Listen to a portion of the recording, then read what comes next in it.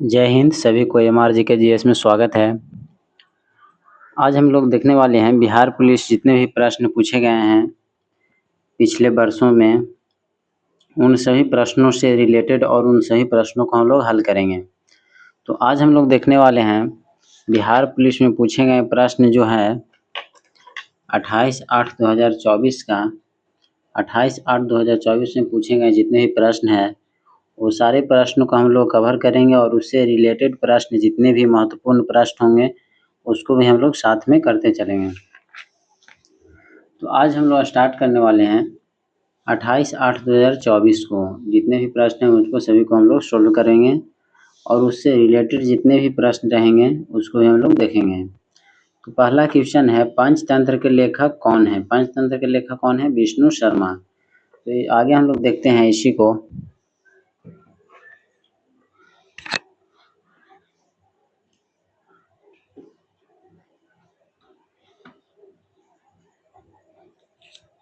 सभी लोग चैनल को सब्सक्राइब कर लें ताकि जो भी वीडियो बनाएं सबसे पहले आप तक पहुंचे।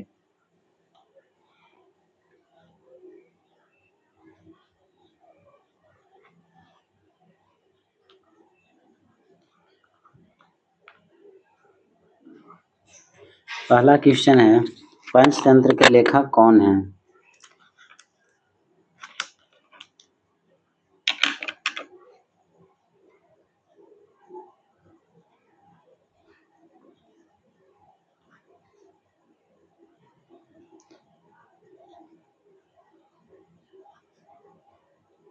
पंचतंत्र के लेखक कौन है?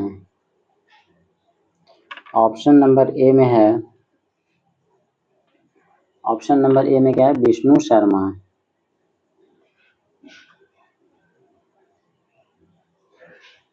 ऑप्शन नंबर बी में है भास। ऑप्शन नंबर सी में है विशाख दत्त।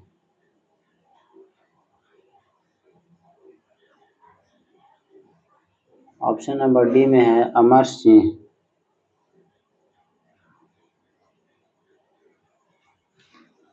क्वेश्चन में पूछ रहा है पंचतंत्र के लेखक कौन है? पंचतंत्र के लेखक कौन है? विष्णु शर्मा। आंसर हो जाएगा Vishnu Sharma. Option number A, option number A हो जाएगा राइट आंसर। पंचतंत्र के लेखक कौन है? विष्णु शर्मा। ये जो प्रश्न पूछा गया है 28/8/2024 में पूछा गया है।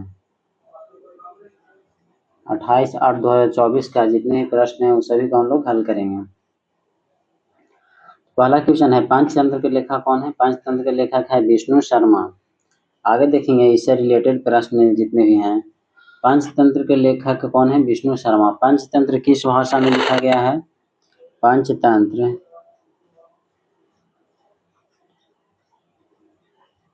पंचतंत्र जो है संस्कृत भाषा में लिखा गया है। पंचतंत्र किस भाषा में लिखा गया है? संस्कृत भाषा में लिखा गया है।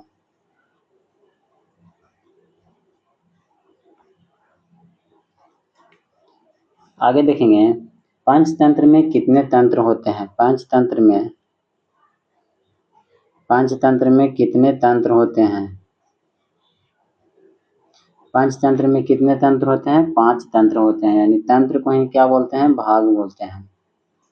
यानी पूछेगा पंचतंत्र में कितने भाग होते हैं? तो 5 होते हैं। आगे देखेंगे पंचतंत्र किस प्रकार की रचना है? पंचतंत्र किस प्रकार की रचना है?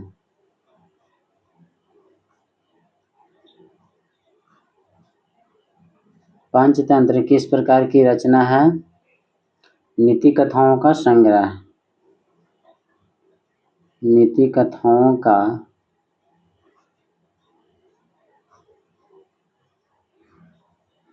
पंचतंत्र किस प्रकार की रचना है? नीति कथाओं का संग्रह। पंचतंत्र किस प्रकार की रचना है? नीति कथाओं का संग्रह। आगे देखेंगे पंचतंत्र का मुख्य उद्देश्य क्या है? पंचतंत्र का पूछेगा, पंचतंत्र का जो है पंचतंत्र का मुख्य उद्देश्य। पंचतंत्र का मुख्य उद्देश्य जो था नीति ज्ञान और व्यवहारिक शिक्षा देना। नीति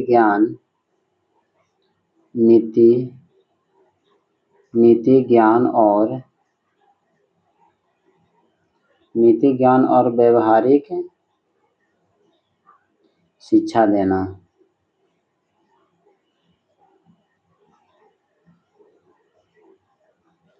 पंचतंत्र का जो मुख्य उद्देश्य क्या था?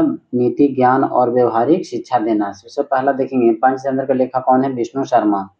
पंचतंत्र का लेखक कौन है? विष्णु शर्मा। पंचतंत्र किस भाषा में लिखा गया है? संस्कृत भाषा में लिखा गया है। आगे देखेंगे पंचतंत्र में कितने तंत्र यानी भाग होते हैं? 5 होते हैं। पंचतंत्र किस प्रकार की रचना है? नीति कथाओं का संग्रह। पंचतंत्र का मुख्य उद्देश्य क्या था? नीति ज्ञान और व्यवहारिक शिक्षा देना। नीति ज्ञान और व्यवहारिक शिक्षा देना। आगे देखेंगे दूसरा क्वेश्चन।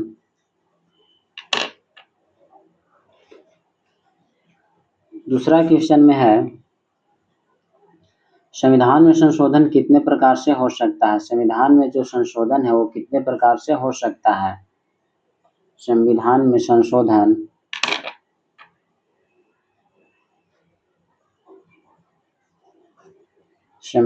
संशोधन कितने प्रकार से हो सकता है? आप सब कमेंट में अपना आंसर जरूर शेयर करें और अच्छा लगे तो चैनल को सब्सक्राइब कर दें ताकि जो भी वीडियो बनाए सबसे पहले आप तक पहुंचे।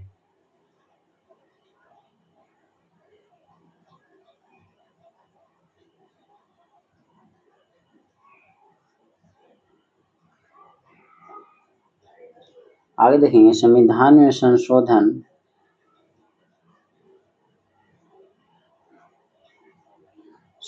संशोधन कितने प्रकार से किए जाते हैं?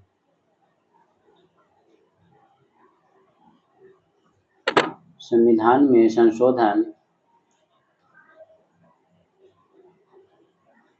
कितने प्रकार से हो सकता है?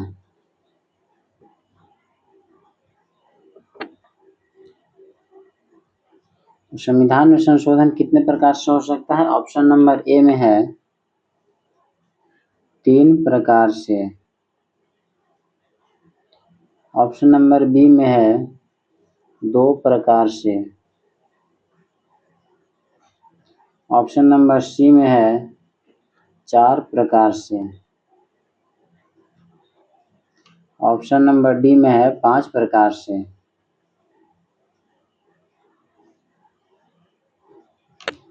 तो राइट आंसर हो जाएगा संविधान में संशोधन कितने प्रकार से हो सकता है? संविधान में संशोधन कितने प्रकार से हो सकता है? संविधान में संशोधन 3 प्रकार से हो सकता है। संविधान में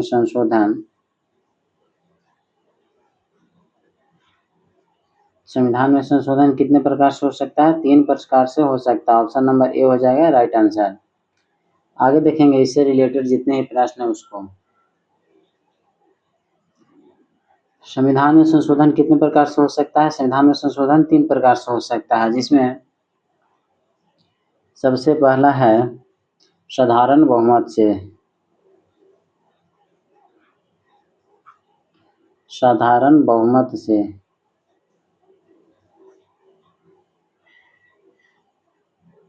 आगे देखें दूसरा विशेष बहुमत से।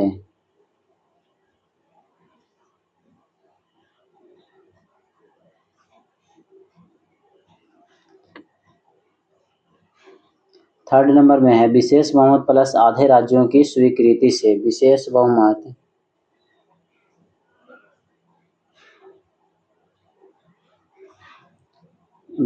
बहुमत प्लस आधे राज्यों की स्वीकृति से।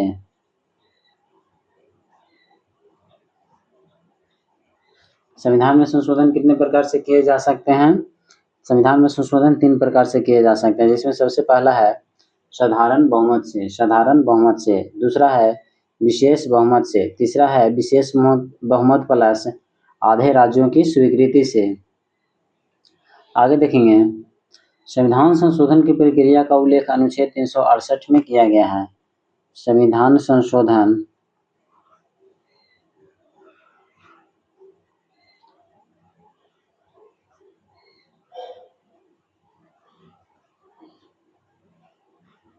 संविधान संशोधन प्रक्रिया का उल्लेख किसमें किया गया है?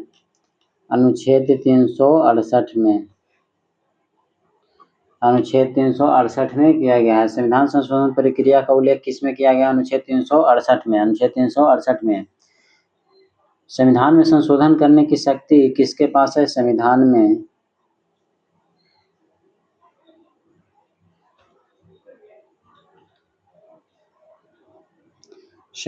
संशोधन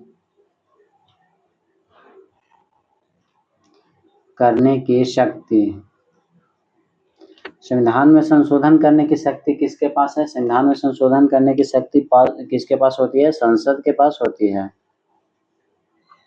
संविधान में संशोधन कौन कर सकता है? संसद कर सकता है। संविधान में संशोधन करने की शक्ति किसके पास होती है? संसद के पास होती है। पहला संविधान संशोधन कब हुआ था? पहला संविधान संशोधन, पहला संविधान संशोधन कब हुआ था? पहला जो संविधान संशोधन हुआ था वह हुआ था 1951 में। पहला संविधान संशोधन कब हुआ था? 1951 में। आगे देखेंगे, संविधान संशोधन कितने प्रकार से होता है? संविधान संशोधन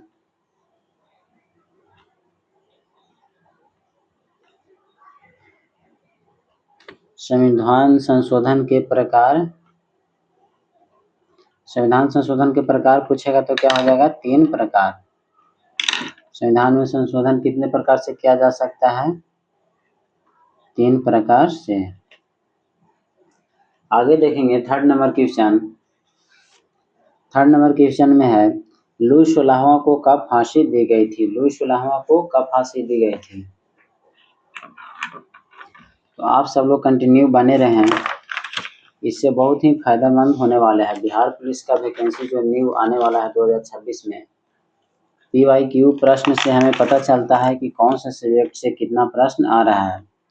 तो PYQ किसी भी एग्जाम के लिए बहुत ही महत्वपूर्ण होता है।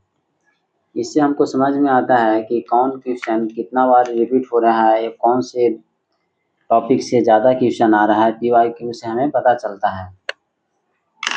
आगे देखेंगे तीसरा क्वेश्चन। थर्ड नंबर है, लुई 16वां को फांसी कब दी गई थी? लुई 16वां को फांसी कब दी गई थी? आप लोग कमेंट जरूर करें आंसर। लुई 16वां को फांसी दी गई थी। लुई 16वां को फांसी कब दी गई थी? ऑप्शन नंबर ए में है 1792 ईस्वी में। ऑप्शन नंबर बी में है 1793 ईस्वी में। ऑप्शन नंबर सी में है 1794 ईस्वी में। ऑप्शन नंबर डी में है 1795 ईस्वी में। लुई 16वां को फांसी कब दिया गया था? आंसर में हो जाएगा, लुई 16वां को फांसी दिया गया था 1793 ईस्वी में। ऑप्शन नंबर बी हो जाएगा राइट आंसर। लुई 16वां को फांसी कब दिया गया था? लुई 16वां को फांसी दिया गया था 1793 ईस्वी में। लुई 16वां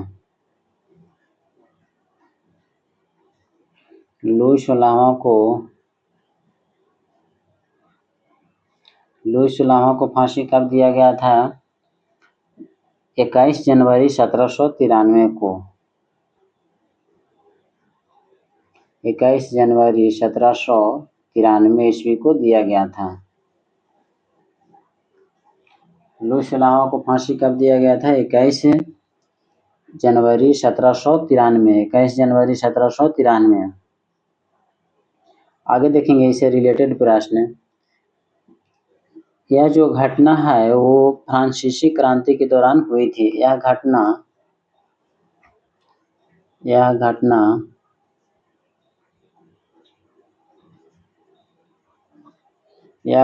फ्रांसीसी क्रांति के दौरान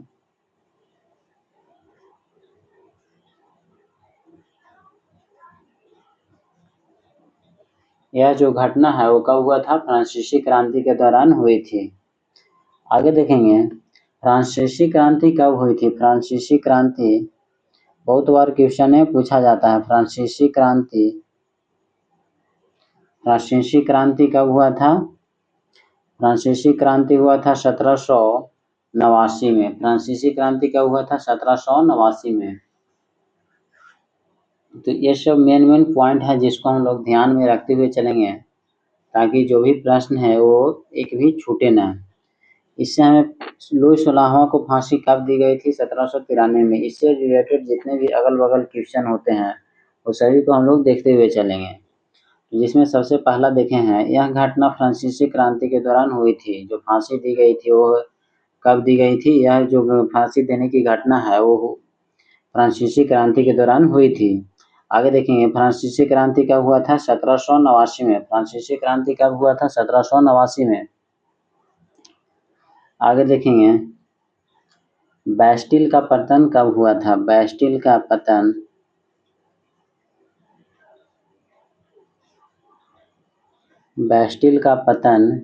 कब हुआ?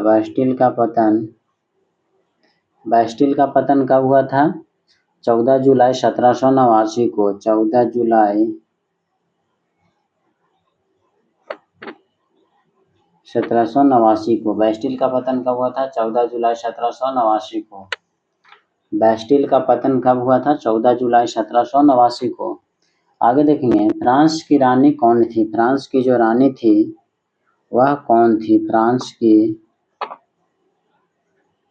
फ्रांस की रानी जो थी वह कौन थी? मैरी एंटोइनेट।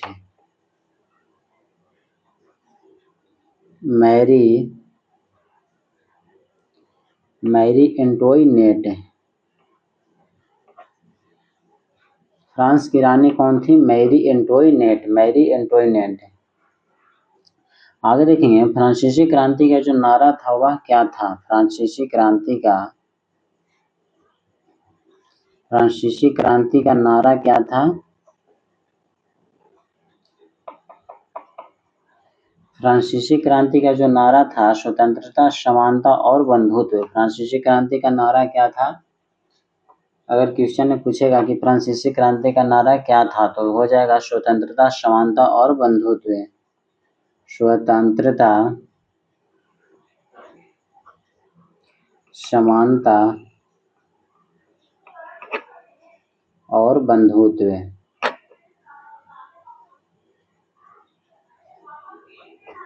स्वतंत्रता, समानता और बंधुत्व। फ्रांसीसी क्रांति का नारा क्या था? स्वतंत्रता, समानता और बंधुत्व। आगे देखेंगे, आगे हम लोग जानेंगे लुई सलाहवा के बारे में।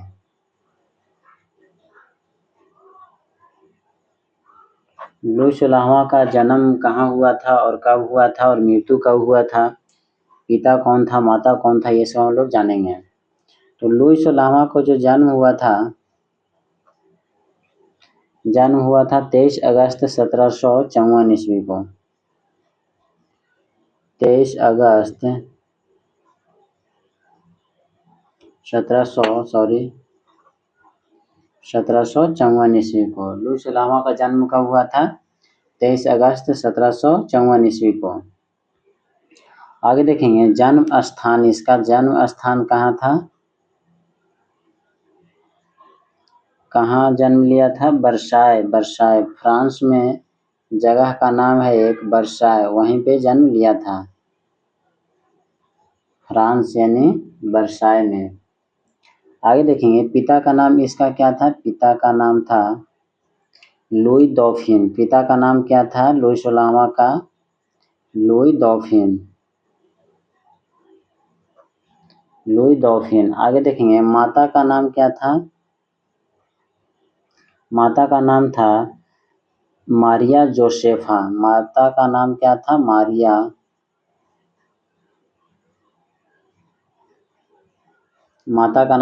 मारिया जोसेफा। आगे देखेंगे, इसके पत्नी जो थी, पत्नी का नाम क्या है, यानी रानी जो थी मैरी एंटोइनेट।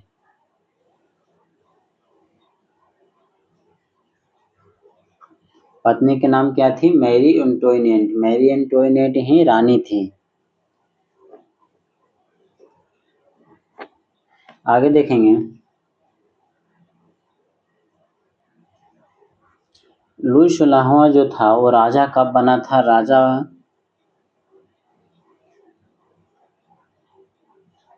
राजा कब बना था? 1774 ईस्वी को। 1774 ईस्वी को लुई 16वां राजा कब बना था? 1774 ईस्वी को।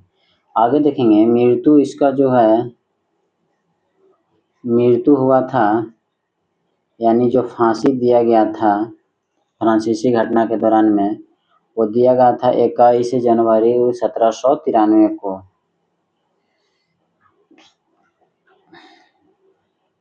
21 जनवरी 1793, यानी फ्रांसीसी क्रांति के दौरान ही यह घटना हुई थी, यानी उसी दिन मृत्यु हुआ था 21 जनवरी 1793 को फांसी देने से। फांसी से मृत्यु हुई थी 21 जनवरी 1793 को।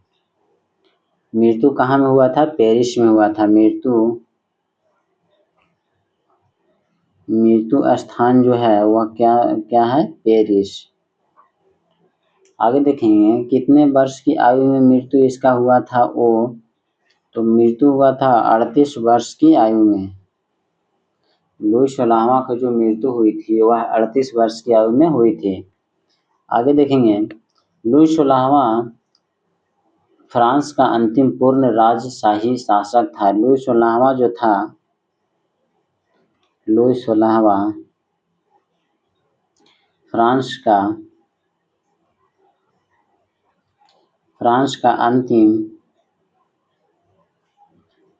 का अंतिम पूर्ण राजशाही शासक था। लुई 16वां जो था फ्रांस का अंतिम पूर्ण राजशाही शासक था। आगे देखेंगे, उसके शासनकाल में फ्रांसीसी क्रांति शुरू हुई। इसी के शासनकाल में जो है, उसके शासनकाल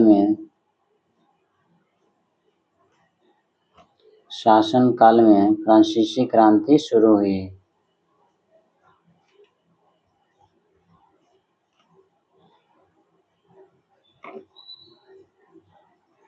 आगे देखेंगे, आर्थिक संकट और जनता के असंतोष के कारण उसे फांसी दी गई। फांसी किसके कारण दी गई थी? आर्थिक संकट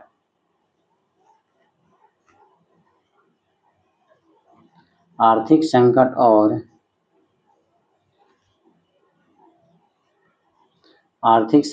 जनता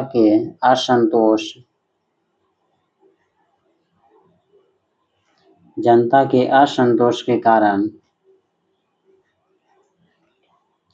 उसे फांसी दी गई थी। फांसी दी गई। लुई 16वां को पूछेगा फांसी क्यों दिया गया था? तो लुई 16वां को जो फांसी दिया गया था, आर्थिक संकट और जनता के असंतोष के कारण उसे फांसी दिया गया था। अभी हम लोग कंप्लीट जाने हैं लुई 16वां के बारे में। एक बार और हम रिवीजन करवा देते हैं ताकि कोई भी इसमें डाउट ना हो। आगे देखेंगे, इसी में लुई 16वां को फांसी कब दी गई थी? लुई 16वां को फांसी कब दिया गया था? 1793 ईस्वी में। 1793 ईस्वी में लुई 16वां को फांसी दिया गया। डेट में अगर पूछेगा तो 21 जनवरी हो जाएगा 1793। यह घटना फ्रांसीसी क्रांति के दौरान हुई थी। यह घटना जो है फ्रांसीसी क्रांति के दौरान हुई थी। फ्रांसीसी क्रांति कब हुआ था? 1789 में। फ्रांसीसी क्रांति जो है वो कब हुआ था? 1789 में। 1789 में। बैस्टिल का पतन कब हुआ था? 14 जुलाई 1789। बैस्टिल का पतन कब हुआ था? 14 जुलाई 1789। फ्रांस की रानी कौन थी? मैरी एंटोइनेट, जो लुई 16वां की पत्नी थी। मैरी एंटोइनेट ही लुई 16वां की पत्नी थी। आगे देखेंगे, फ्रांसीसी क्रांति का नारा क्या था? स्वतंत्रता, समानता और बंधुत्व। स्वतंत्रता, समानता और बंधुत्व। आगे जानेंगे लुई 16वां के बारे में। लुई 16वां को जो जन्म हुआ था 23 अगस्त 1754 को। 23 अगस्त 1754 को जन्म हुआ था वर्साय यानी फ्रांस में। फ्रांस का जगह है वर्साय, वहीं पे जन्म हुआ था। पिता का नाम था लुई डॉफिन। पिता का नाम क्या था? लुई डॉफिन। माता का नाम था मारिया जोसेफा। माता का नाम क्या था? मारिया जोसेफा। पत्नी यानी जो रानी थी उसका नाम क्या था? मैरी एंटोइनेट। मैरी एंटोइनेट।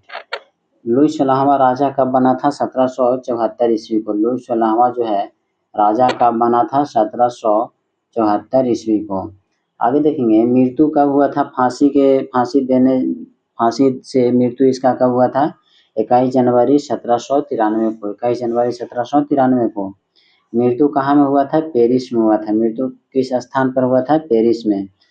आयु उसका उस टाइम कितना था? 38 वर्ष। 38 वर्ष की आयु में लुई 16वां को फांसी के कारण मृत्यु हुई थी, फांसी देने के कारण। आगे देखेंगे लुई 16वां जो था वो फ्रांस का अंतिम पूर्ण राजशाही शासक था। लुई 16वां फ्रांस का अंतिम पूर्ण राजशाही शासक था। आगे देखेंगे उसके शासनकाल में फ्रांसीसी क्रांति शुरू हुई। लुई 16वां के शासनकाल में ही फ्रांसीसी क्रांति शुरू हुई। उसी से आर्थिक संकट आया और जनता के असंतोष के कारण उसे फांसी दी गई। यानी आर्थिक संकट और जनता के असंतोष के कारण उसे फांसी दी गई लुई 16वां को। तो हम लोग जाने हैं थर्ड नंबर क्वेश्चन के बारे में कंप्लीट हम लोग जानकारी हासिल कर लिए हैं। लुई 16वां को फांसी कब दी गई थी, इससे रिलेटेड जितने भी प्रश्न है सभी को हम लोग देख लिए हैं। आगे देखेंगे 4 नंबर क्वेश्चन। 4 नंबर में है बिहार के किस जिले में सर्वाधिक वन आच्छादित क्षेत्र हैं? बिहार के किस जिले में सर्वाधिक वन आच्छादित क्षेत्र हैं? तो जैसे 3 को हम लोग कंप्लीट उससे रिलेटेड प्रश्न को हम लोग देखे हैं वैसे 4 को भी हम लोग देखेंगे और हर एक प्रश्न को आगे हम लोग ऐसे ही सोल्व करते चलेंगे। तो कंटिन्यू बने रहें ताकि जो भी वीडियो बनाए वो सबसे पहले आप तक पहुँचे। इसके लिए आप लोगों को सब्सक्राइब करना है, सब्सक्राइब कर लीजिए ताकि जो भी हम वीडियो बनाएं सबसे पहले आप तक पहुँचे। तो 4 नंबर क्वेश्चन में है बिहार के किस जिले में सर्वाधिक वन आच्छादित क्षेत्र हैं?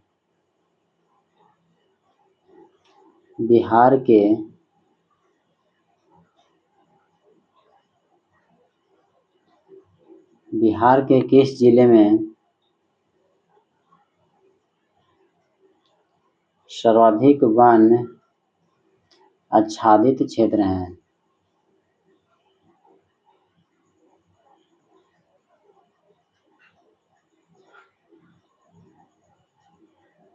बिहार के किस जिले में सर्वाधिक वन आच्छादित क्षेत्र हैं? ऑप्शन नंबर ए में है कैमूर। ऑप्शन नंबर बी में है पश्चिम बंगाल।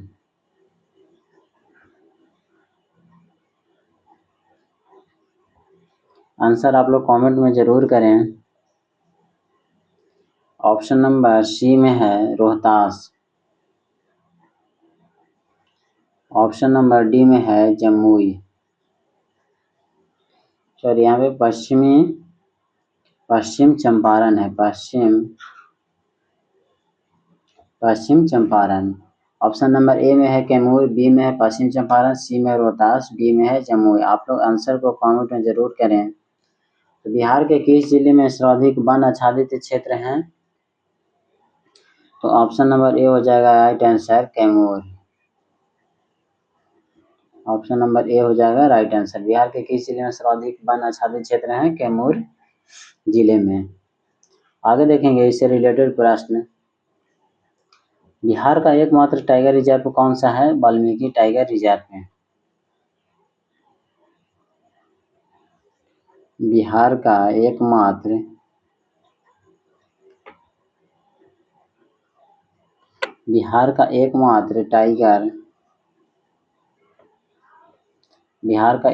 टाइगर रिजर्व कौन है?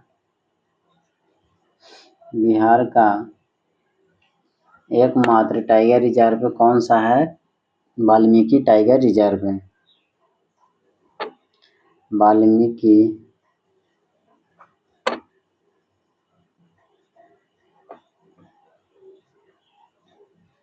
Valmiki tiger reserve. बिहार का एकमात्र टाइगर रिजर्व कौन सा है? Valmiki tiger reserve.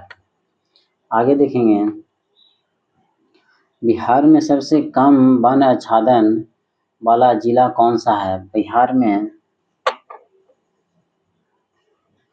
बिहार में सबसे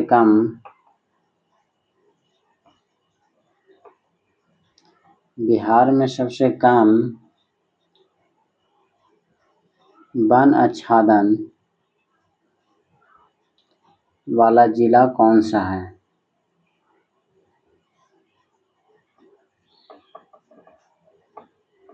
बिहार में सबसे कम वन आच्छादन वाला जिला कौन है? शेखपुरा। बिहार में सबसे कम वन आच्छादन वाला जिला कौन है? शेखपुरा। शेखपुरा। आगे हम लोग देखेंगे बिहार के बारे में। आगे हम लोग जानेंगे बिहार के बारे में। तो सबसे पहले जो राज्य यानी कि बिहार राज्य के बारे में हम लोग जानेंगे। इसका राजधानी जो है, बिहार की राजधानी कहाँ है? पटना। आगे देखेंगे बिहार का स्थापना कब हुआ था? स्थापना जो हुआ था 22 मार्च 1912 को। 22 मार्च 1912 को। इसी से स्थापना दिवस एक जीके तैयार होता है, यानी स्थापना दिवस पूछेगा तो क्या हो जाएगा? 22 मार्च। स्थापना दिवस कब है? मनाया जाता है 22 मार्च को। आगे देखेंगे इसी को हम लोग बिहार दिवस के रूप में भी मनाते हैं। बिहार दिवस 22 मार्च। बिहार दिवस का मनाया जाता है 22 मार्च को। इसका जो क्षेत्रफल है लगभग 94,163 वर्ग किलोमीटर। 94,163 वर्ग किलोमीटर लगभग। बिहार का जो क्षेत्रफल है लगभग में 94,163 वर्ग किलोमीटर है। आगे देखेंगे इसकी सीमाएं कौन से दिशा में कौन सा राज्य है वो हम लोग देखेंगे।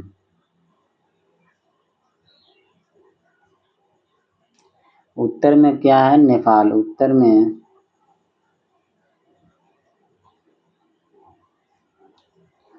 में नेपाल। आगे देखेंगे दक्षिण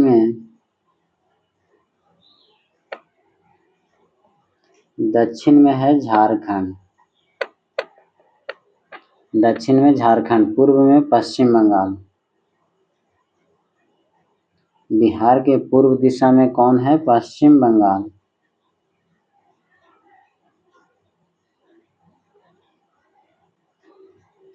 आगे देखेंगे और पश्चिम में क्या है?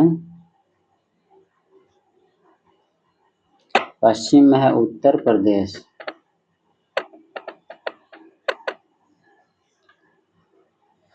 आगे देखेंगे बिहार का जो है राज्य पशु क्या है? बिहार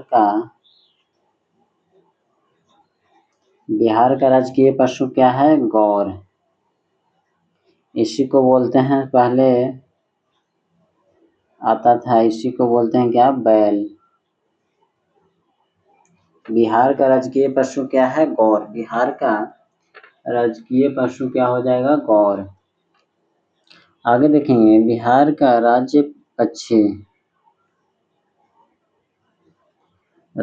पक्षी क्या है? गौरैया।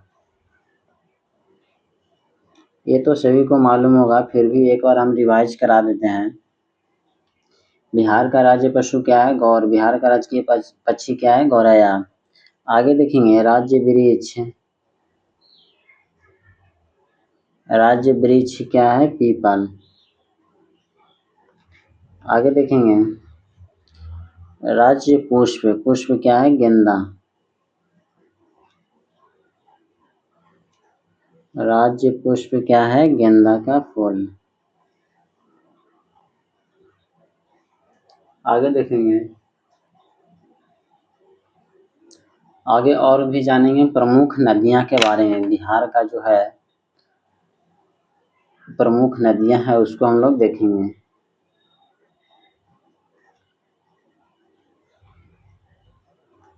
प्रमुख नदियां, इसमें सबसे पहला है गंगा नदी। गंगा नदी जो है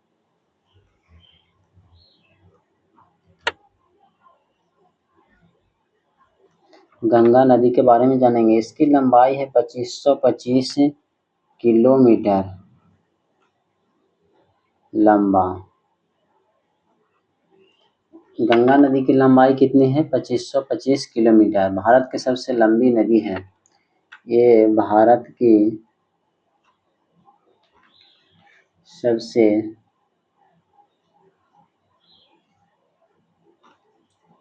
लंबी नदी, भारत की सबसे लंबी नदी कौन है? गंगा। भारत की सबसे लंबी नदी कौन है? गंगा, जिसकी लंबाई है 2525 किलोमीटर लंबा। और भी आगे हम लोग देखेंगे, उससे पहले जितने भी अभी कराए हैं उसको हम लोग रिवीजन कर लेते हैं एक बार, फिर आगे बढ़ेंगे। क्वेश्चन में है, बिहार में किस जिले में सर्वाधिक वन आच्छादित क्षेत्र हैं? कैमूर में। कैमूर में ऑप्शन नंबर ए हो जाएगा राइट आंसर। आगे देखेंगे, बिहार का एकमात्र टाइगर रिजर्व कौन सा है?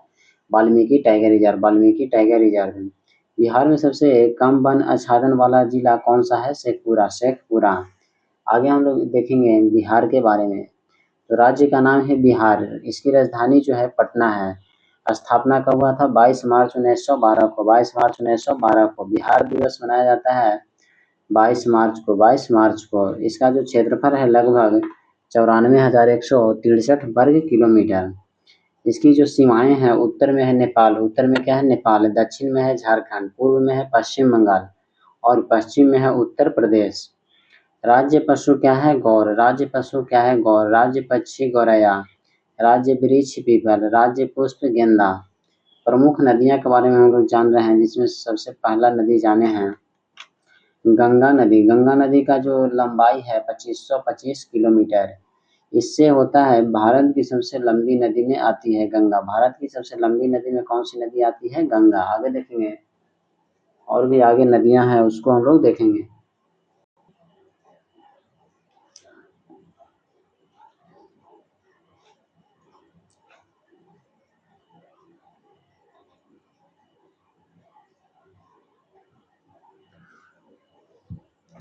और जो नदी है क्या है? दूसरा है कोसी नदी। कोसी नदी। आगे तीसरा में है गंडक नदी।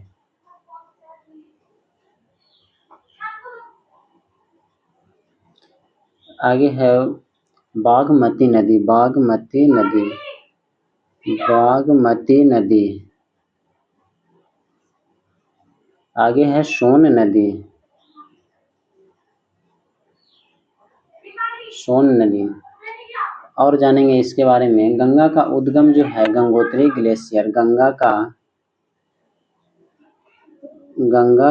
उद्गम क्या है? गंगोत्री नदी। गंगोत्री नदी। गंगोत्री नदी। गंगा का उद्गम स्थल क्या है? गंगोत्री नदी, जो देवप्रयाग में मिलकर बनता है। देवप्रयाग में मिलकर बनता है। भागीरथी और अलकनंदा के संगम को ही गंगा कहा जाता है। भागीरथी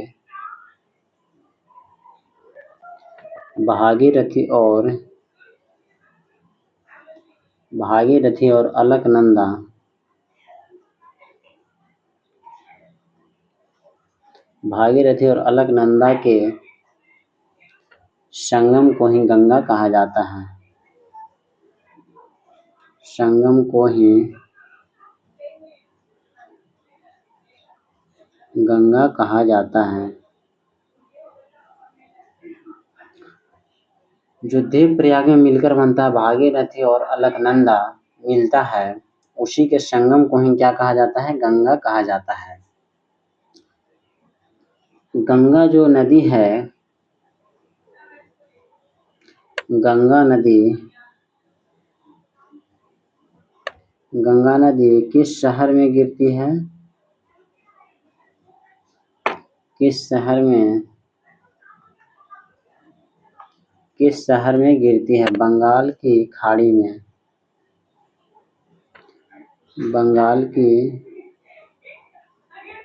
गंगा नदी किस सागर में गिरती है? शहर नहीं, सॉरी, सागर। किस सागर में गिरती है? बंगाल की खाड़ी में। गंगा नदी किस सागर में गिरती है? बंगाल की खाड़ी में, बंगाल की खाड़ी में। आगे जानेंगे बिहार के बारे में। जो प्राचीन काल में बिहार था वो मगध था, वैशाली और मिथिला जैसे प्रसिद्ध राज्यों का केंद्र था। प्राचीन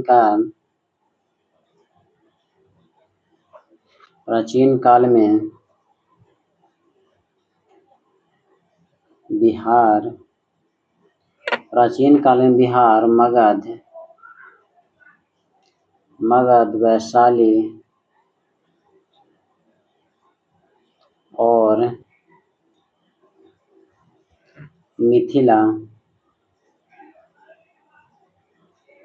मिथिला जैसे प्रसिद्ध राज्यों का केंद्र था।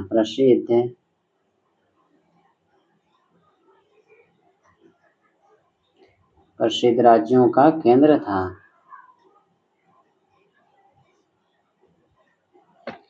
प्राचीन काल में बिहार जो था मगध, वैशाली और मिथिला जैसे प्रसिद्ध राज्यों का केंद्र था।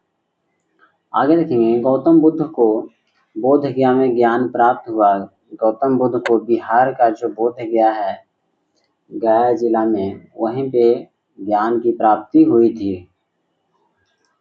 गौतम बुद्ध को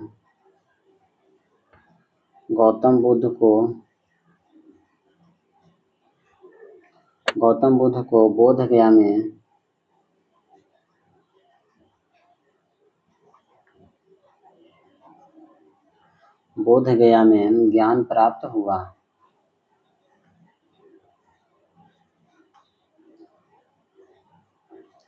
गौतम बुद्ध को ज्ञान प्राप्त कहाँ हुआ था? बिहार के बोध गया में, निरंजना नदी के तट पर। निरंजना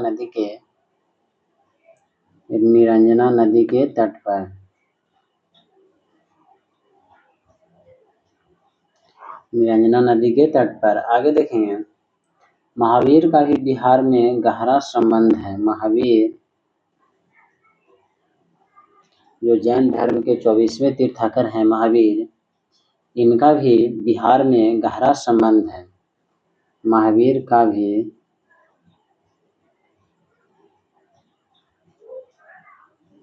बिहार में गहरा संबंध है।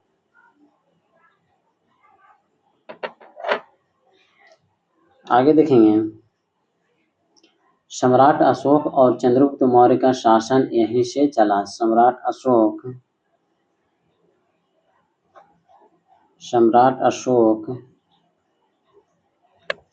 अशोक और चंद्रगुप्त मौर्य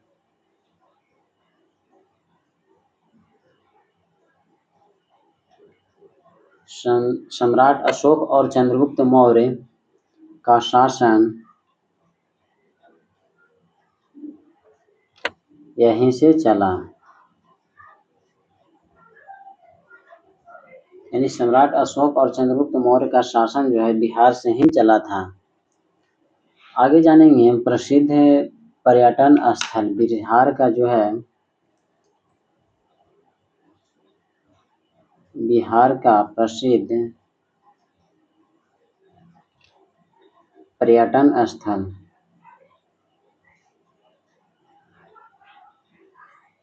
बिहार का प्रसिद्ध पर्यटन स्थल के बारे में हम लोग जानेंगे।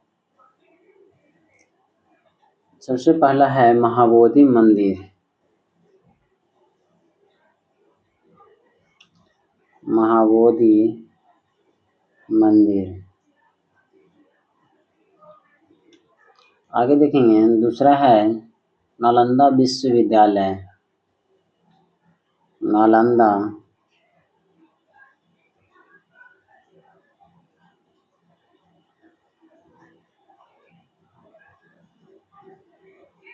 नालंदा विश्वविद्यालय। आगे है राजगीर।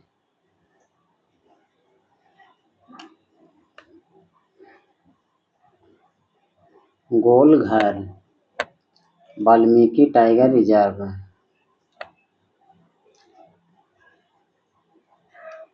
Valmiki tiger reserve. आगे है ज्ञान की भूमि बोध गया। ज्ञान की भूमि बोध गया, यानी ज्ञान की भूमि, यानी बुद्ध भगवान को ज्ञान की प्राप्ति हुई थी, इसीलिए ज्ञान की भूमि बोली जाती है बोध गया को। आगे देखेंगे प्राचीन विश्वविद्यालय, प्राचीन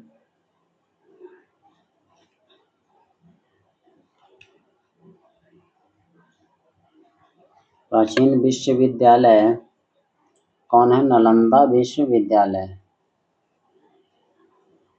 नालंदा विश्वविद्यालय।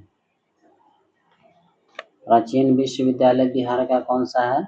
नालंदा विश्वविद्यालय। नालंदा विश्वविद्यालय को प्राचीन विश्वविद्यालय इसलिए कहा जाता है क्योंकि इसकी स्थापना 5वीं शताब्दी में हुई थी और यह विश्व के सबसे पुराने आवासीय विद्यालयों में से एक था। नालंदा विश्वविद्यालय को प्राचीन इसलिए बोला जाता है क्योंकि नालंदा विश्वविद्यालय को प्राचीन बोलने का मुख्य कारण है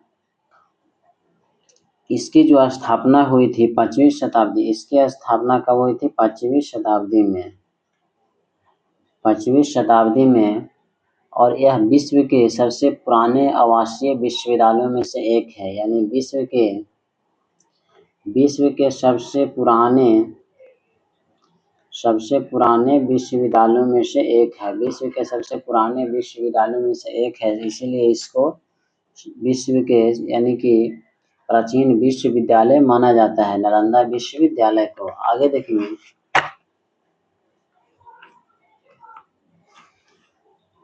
इसकी जो स्थापना हुई थी 427 ईस्वी, नालंदा विश्वविद्यालय की स्थापना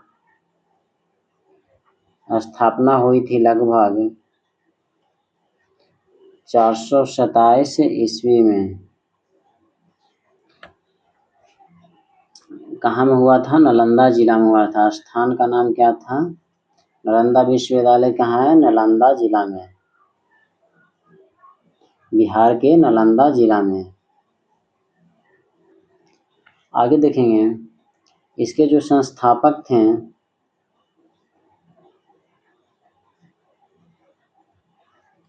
संस्थापक का नाम था कुमारगुप्त प्रथम,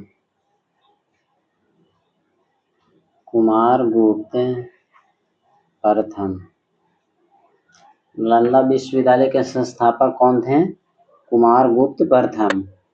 आगे देखेंगे यह भारत सहित चीन, कोरिया, तिब्बत आदि देशों के विद्यार्थी पढ़ने आए थे, यानी यहाँ जो नालंदा विश्वविद्यालय था, नालंदा विश्वविद्यालय जिसमें चीन के, कोरिया के और तिब्बत के तथा आदि देशों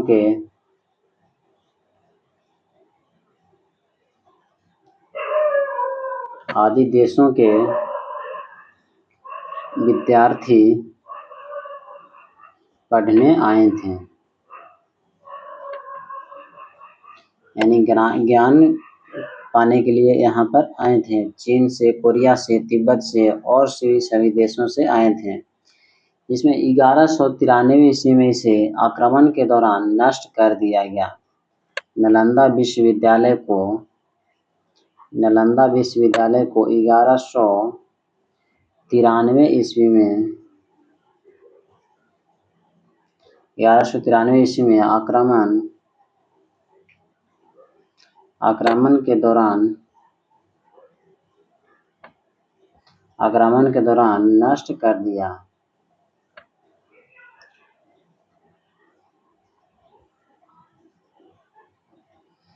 नालंदा विश्वविद्यालय को नष्ट कब किया गया? 1193 के दौरान। कैसे नष्ट हुआ था? आक्रमण के दौरान नष्ट कर दिया गया था।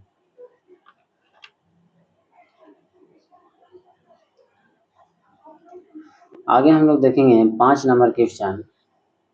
आगे और भी ऐसा कभी प्रश्न रहेगा तो हम लोग कुछ पॉइंट है जो बिहार से रिलेटेड है वो हम लोग जानेंगे अगला नेक्स्ट क्वेश्चन में। अभी हम लोग 5 नंबर क्वेश्चन देखेंगे। 5 नंबर क्वेश्चन है, पहला अंतर्राष्ट्रीय योग दिवस किस वर्ष मनाया गया था? पहला अंतर्राष्ट्रीय योग दिवस किस वर्ष मनाया गया था?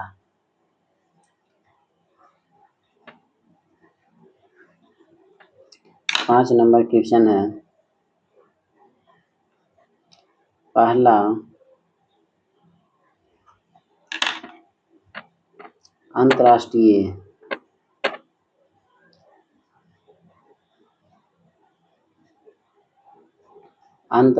योग दिवस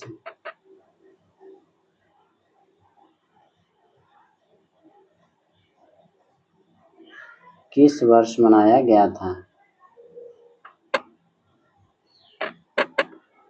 पहला अंतर्राष्ट्रीय योग दिवस किस वर्ष मनाया गया था? ऑप्शन नंबर ए में है 2013, ऑप्शन नंबर बी में है 2015, ऑप्शन नंबर सी में है 2018, ऑप्शन नंबर डी में है 2019। आज के लिए इतना ही। आगे हम लोग नेक्स्ट क्लास में देखेंगे तो इसका आंसर क्या होगा जो आप लोग कमेंट में ज़रूर करें। इसका आंसर को आप लोग कमेंट में बताइए और आगे हम लोग इससे रिलेटेड और इस प्रश्न को हम लोग आगे सोल्व करेंगे नेक्स्ट वीडियो में। तो जितने भी स्टूडेंट हैं उनको अगर अच्छा लगा है वीडियो तो चैनल को सब्सक्राइब कर लें ताकि जो भी हम वीडियो अपलोड करें वो सबसे पहले आप तक पहुँचे। तो जो बिहार पुलिस का भी न्यू वैकेंसी आने वाली है 2026 में, बिहार पुलिस का वैकेंसी आएगी 2026 में, जो जल्द ही नोटिफिकेशन इसका जारी होगा। तो अभी से ही तैयारी में जुड़ जाएं ताकि जो भी स्टूडेंट हैं, कमज़ोर हैं या जो भी न्यू स्टूडेंट हैं उनको बहुत ही हेल्पफुल होगा अगर जो भी PYQ प्रश्न ये डिस्कशन अभी हम चला रहे हैं रेगुलर, इससे पता चलता है कि किस प्रश्न किस टॉपिक से पूछे जा रहे हैं, कौन से टॉपिक सबसे ज़्यादा इम्पोर्टेंट हैं। तो PYQ प्रश्न बहुत ही महत्वपूर्ण होता है किसी भी एग्ज़ाम्स के लिए निकालने के लिए। तो अभी से ही तैयारी में जुड़ जाएं ताकि बहाली आने के बाद ये ना सोचना पड़े कि अब तो इतना कम समय है, कैसे तैयारी होगा, क्या होगा। इसलिए अभी से ही तैयारी में लग जाएं। तो चैनल को सब्सक्राइब कर लें और आगे हम लोग नेक्स्ट वीडियो में देखेंगे 5 नंबर क्वेश्चन और इसका आंसर आप लोग कमेंट में बताएं। आगे हम लोग नेक्स्ट वीडियो में देखेंगे। आज के लिए इतना ही। जय हिंद।